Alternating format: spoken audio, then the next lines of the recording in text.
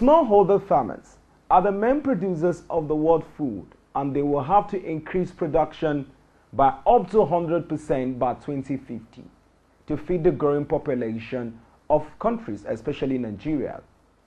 This can be achieved while preserving natural resources, and that is why sustainable agricultural mechanization is climate smart and environmentally good, an essential means to till conservation agriculture, which requires specific mechanization inputs. Principally, these are seeders and planters capable of penetrating soil surface, vegetative cover to deposit seed and fertilizer at the required depth and spacing, and equipment for management of cover crops and weeds. Mechanization is required not only for crop production.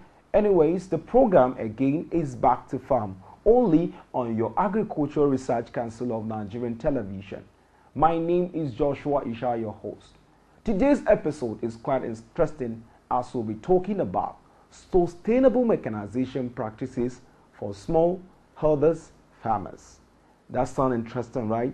Stay tuned and take a look. It is obvious that sustainable and effective agricultural production and food security in Africa has garnered great national interest. And that's where we come into play. The Agricultural Research Council of Nigeria, as I earlier said during the review message, it's an institution saddled with the responsibility of coordinating, regulating and supervising agricultural research activities, training and farming extension in Nigeria. Under our purview, we have 16 national agricultural research institutes, of whom we have said the National Center for Agri-Mechanization, LORI, is one of the institutions under our purview. We also have 16 federal colleges of agriculture whose purpose is to develop manpower for the various research and technologies that we produce from our research institutes. All in all, our work basically is to do research as an engine that will sustain production, agricultural production.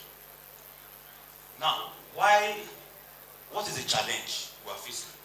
So the Africa and Nigerians have become great importers of food items.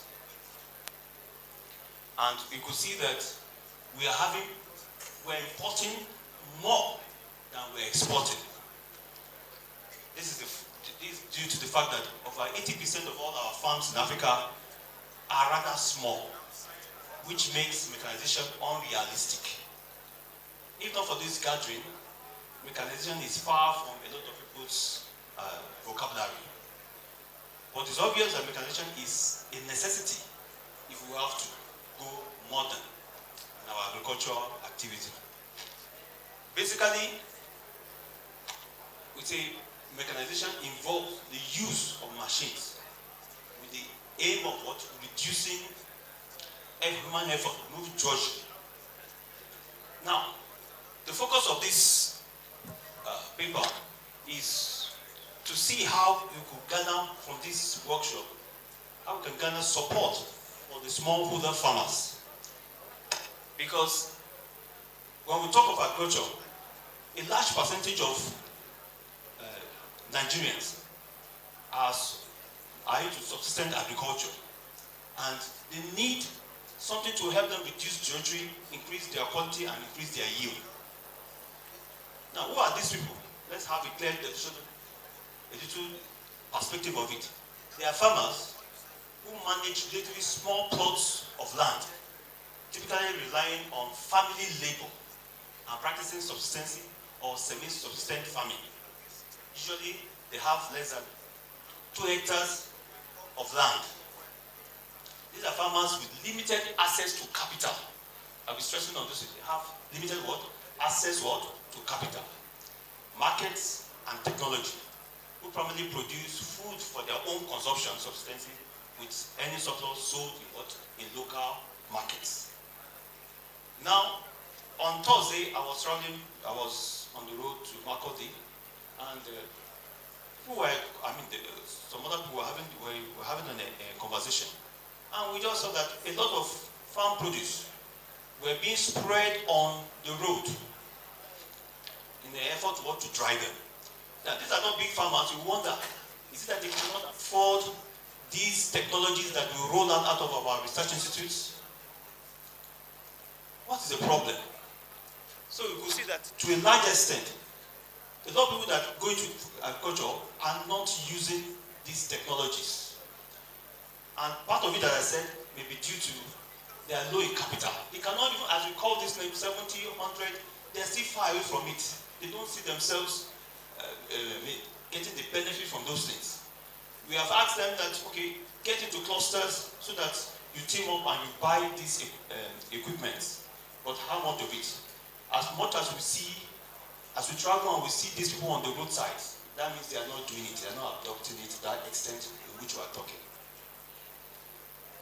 Now, the essence of this paper is to see how our research institutes collaborate with our private fabricators so that we could reach out to these people. Who are private fabricators? They are independent business or individuals engaged in the design, manufacturing, and assembly of custom or specialized products. Their main purpose is what? Commercial purposes. These entities operate in the private sector and provide goods and services to various industries.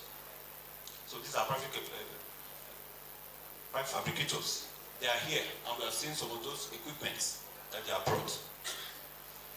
Now, I want to acknowledge the fact that my predecessor, the ED of Income, has done a good job showing us all the various agricultural marketing tools that are available. And you could see that I don't need to know, we have gone through the exhibition just a little while ago. You could see some of these equipments. So next. Now, where I really want to stress and come out is, for instance, the first one we see there is a planter with wooden handles. I want to kind of challenge, and maybe we can talk about that, how our fabricators, our research institutes, can develop prototypes which would tend to reduce the cost of manufacturing these fabrications. Now, the handle there is wooden, which has replaced in some certain cases steel, which is from this, if they are going to be imported, they're costly. But somebody has a model there, which if you could replace some parts of these fabrications with wooden material, it could tend to reduce the cost. By the side, we also have a wood metal hybrid maize sheller. You can see the whole of it is maize, it's wooden.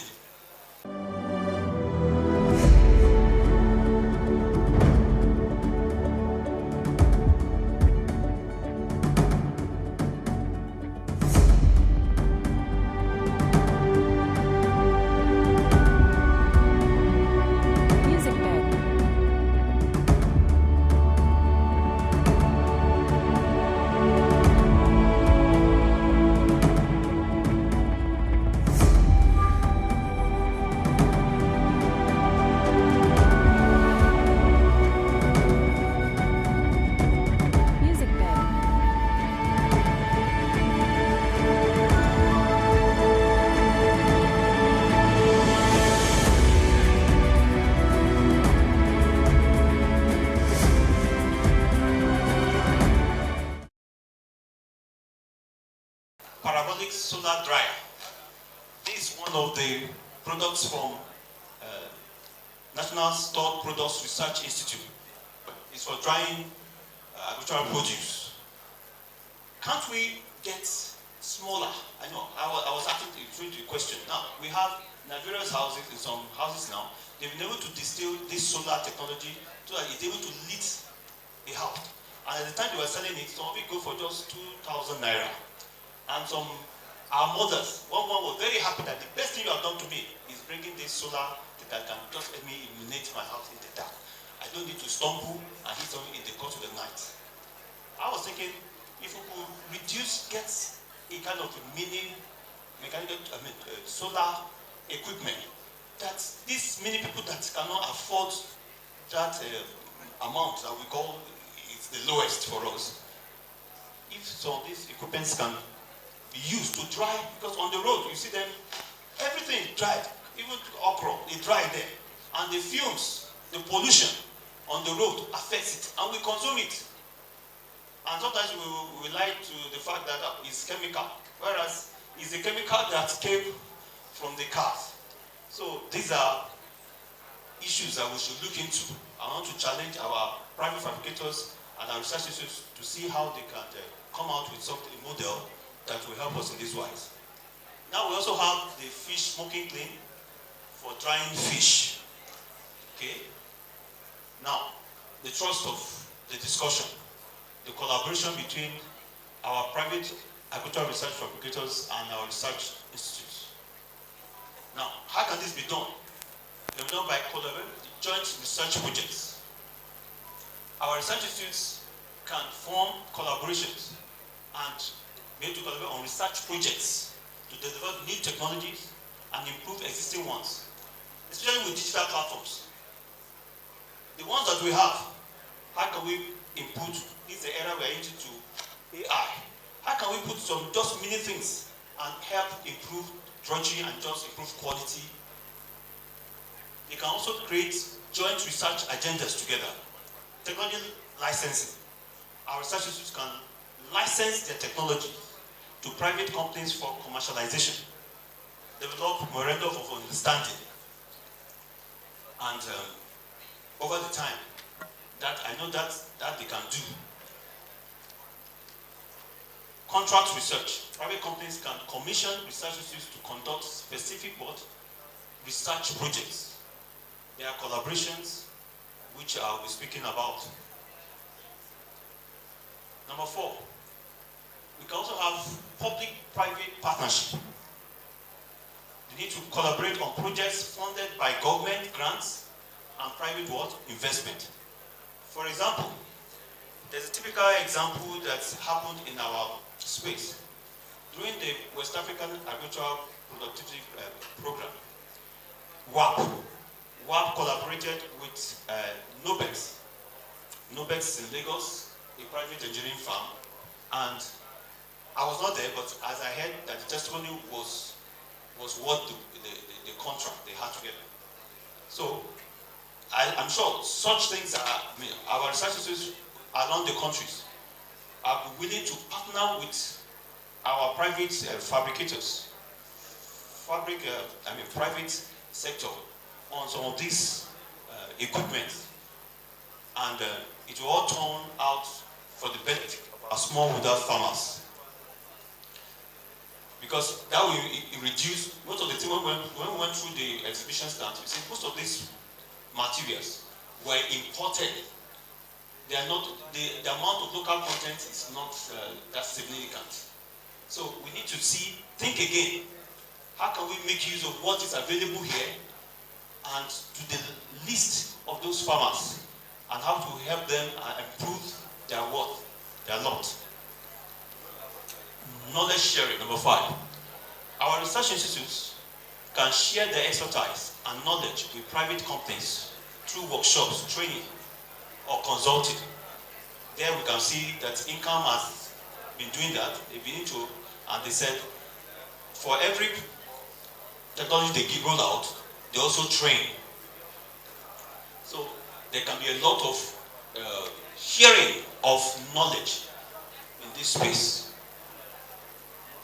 Number 6, we need to collaborate to develop new products or services by combining research expertise with industry know-how.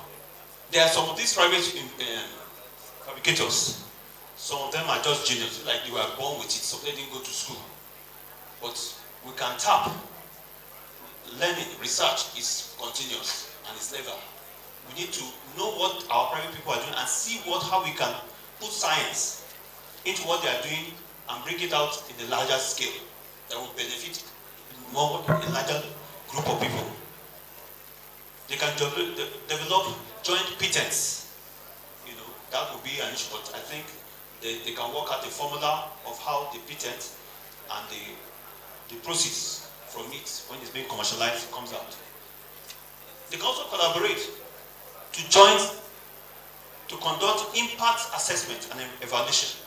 I don't know how many of the exhibitors today go conduct impact assessment and evaluation of the technologies of this equipment they sell.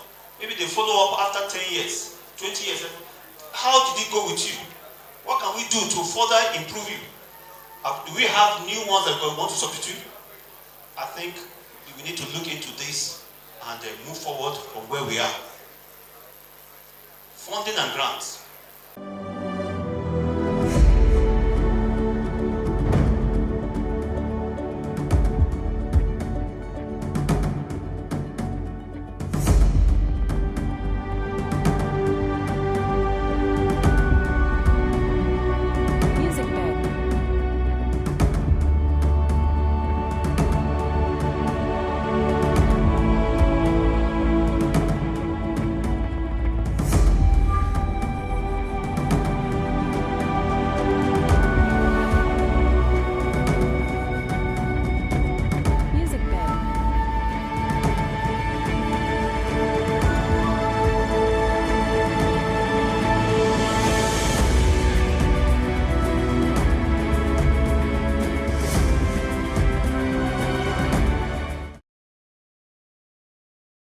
Private companies can provide funding or grants to research institutes for specific research projects, securing funds and grants together via grant writing.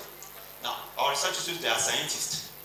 They know what it takes to write for grants, you know, and they could collaborate with our private people, because we have a lot of issues. Sometimes for like this, sometimes, as we know in our country, capital for research is not equally released, as maybe we have seen this year, the example of this year. Our private people may be able to stand in the gap, because agriculture is time bound, doesn't wait, you know, for when you have money or not. So collaboration is very key. It will be able to fill up this gap and will be better for it, every one of us. Internship and student placement.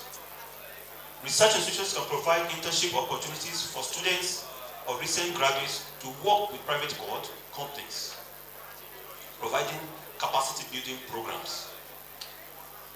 It just means what it says. We can develop that. Now, I want to say something. Industry-academia collaborations. Cooperate on projects that address specific industry challenges via what? Workshops.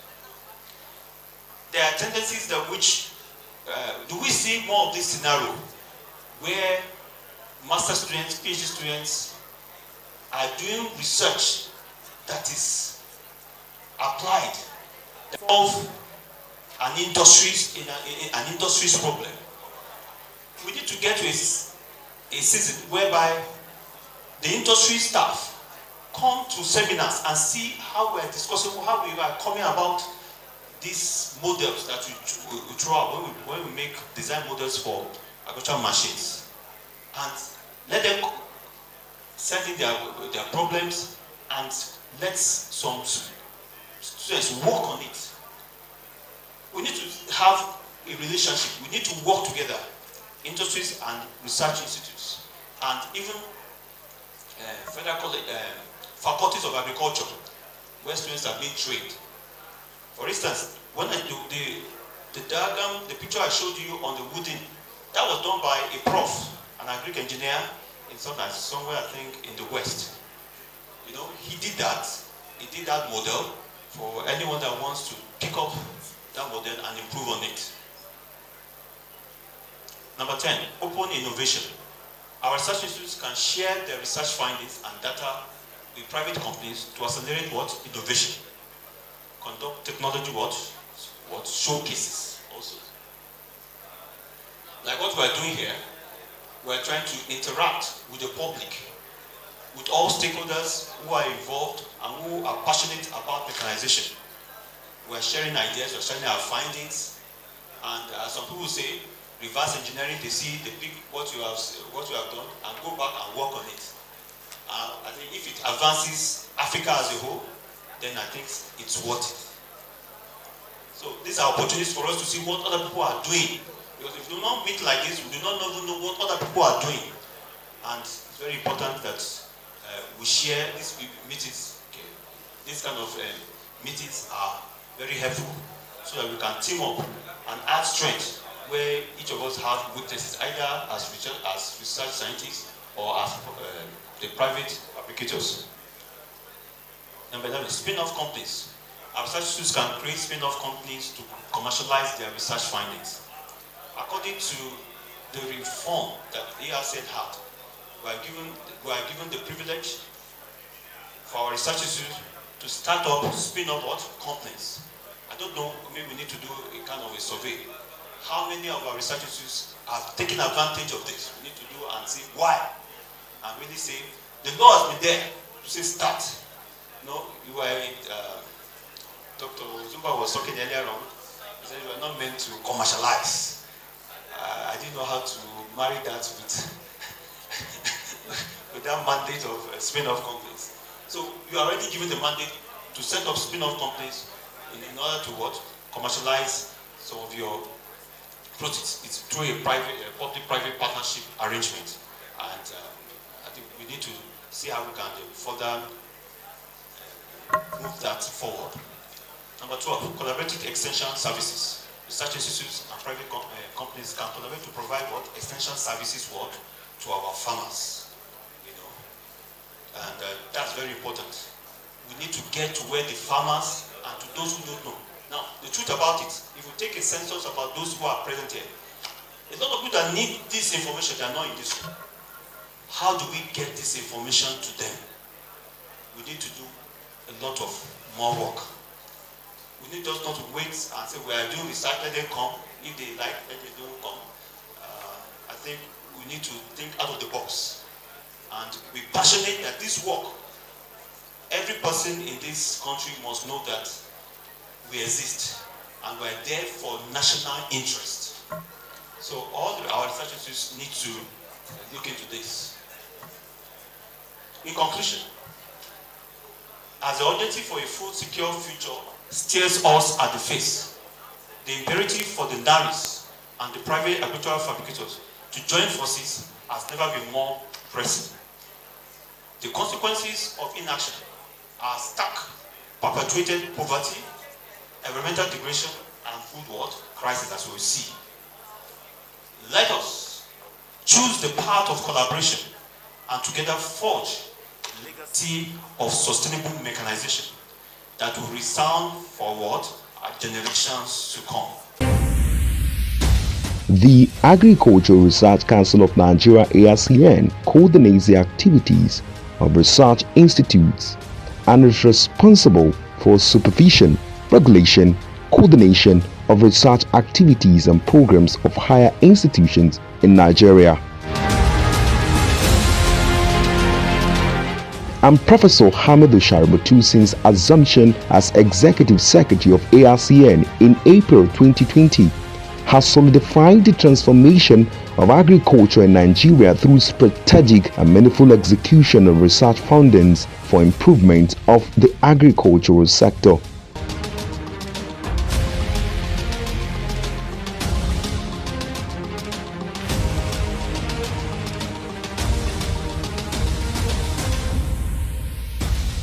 Since then, Professor Shaributu has operated as visionary captain by restoring the council's glory with the first ever agricultural television and radio station in Nigeria, with well-equipped studios parading state-of-the-art equipment.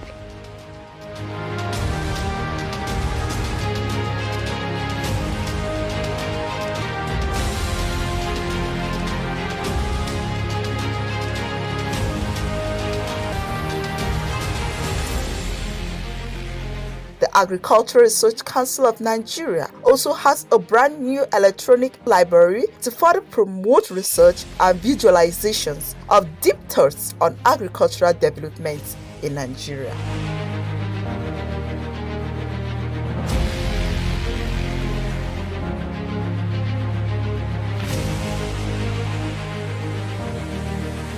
The museum, located in the Senator Abdullahi Adamu Center, is an agricultural museum saddled with the responsibility of keeping records of agricultural findings, discoveries, researches for continuity and history purposes.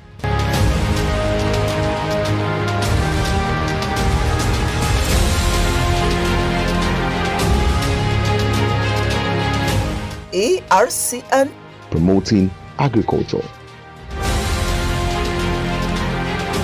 Welcome back. The mechanization of agriculture requires energy, and this comes from farm power sources. In large-scale agriculture is the predominant farm power source. Its diesel engine installed in tractors combines other self-propelled machines and stationary units, where electric motor can also play an important role in the developing world. Engine power is generally on the increase as low-cost tractors and other engine power technologies become increasingly available, especially from Nigeria and other West African countries. The use of drought animals for farm power is still important in many developing countries. Anyways, I'm afraid this is the side of this episode of the program Back to Farm, where we have been discussing sustainable mechanization practice for small holders farmers. Many thanks for watching. Bye for now.